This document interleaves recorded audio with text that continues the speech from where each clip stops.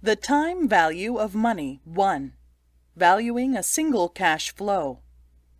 So far, we have practiced finding the present value of potential future cash flows. The underlying way of thinking depends on the time value of money. That means the value of cash depends on when it is earned or spent. In addition to determining the present value of future cash flows, let's practice a more general concept: valuing at one point in time cash flows that actually occur at other points in time. Remember, the purpose of understanding this concept is to allow us to make the best investment decisions. Firms often have to choose from among many investment opportunities and borrowing alternatives. In fact, the success of the firm depends on these choices. Another way of looking at the time value of money is future value, FV, which is the value at the end of a given period of time. Let's assume you invest $10,000 at an interest rate of 10%. After 1 year, you will receive $1,000 in interest and have $11,000 in total. So, FV1 can be computed like this.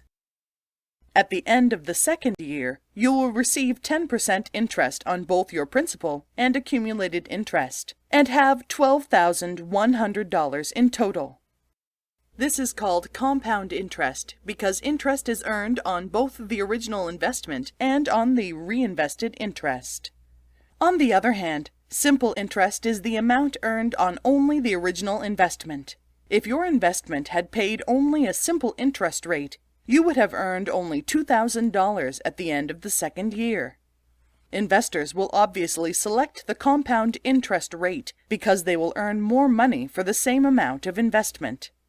Future value using compound interest can be expressed by this future value formula. Here, FVF(RN) is called the future value factor. Let's try an exercise. You have invested $10,000 in a 10-year savings bond that pays a compound interest rate of 4%. What will this bond be worth when it matures in 10 years? Using the future value formula, the computation and the result are like this. Next, let's review present value. Using the present value factor, the formula can be expressed like this. This is only a rearrangement of the future value formula. PVF(RN) is the present value factor that will result in $1 n years from today at an interest rate of R per period. Let's try another exercise. What is the present value of $100,000 to be received 4 years from today? The required return is 6%. Just plug these numbers into the present value formula. The computation and the result are like this. A further rearrangement of the present value formula will give us the interest rate should you know the future value, present value, and the number of times that the cash flow will occur. The formula is like this. Let's try one last exercise. Key Bank offers a certificate of deposit that pays $24,000 in 4 years in exchange for $21,623 today. What's the interest rate at Key Bank?